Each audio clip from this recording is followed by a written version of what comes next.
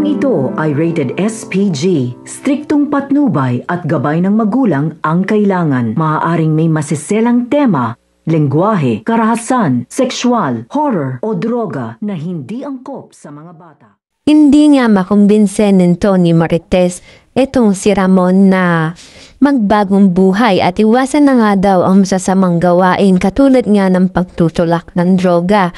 At ito naman si Tanggol ay pilit niyang pinapakiusapan ng kanyang ama at lolo na tumigil na nga sa kanilang gawain dahil nga siya nga raw ay tatakbo bilang mayor ng bayan, kung kaya naman ay gusto nga daw niyang magsilbi na panibagong simula sa kanilang bayan at ayaw na nga daw niyang madudungisan ng kahit na anong kasamaan ng kanyang trabaho at hindi nga pumayag itong pamilyang Montenegro sa kanilang kagustuhan dahil nga dun nga daw nabubuhay ang kanilang pamilya.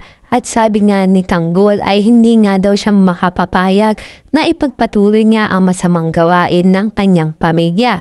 Aabangan pa nga natin kung ano pa ang mga susunod na mangyayari dito nga lang yan sa FPJ's Batang Quiapo.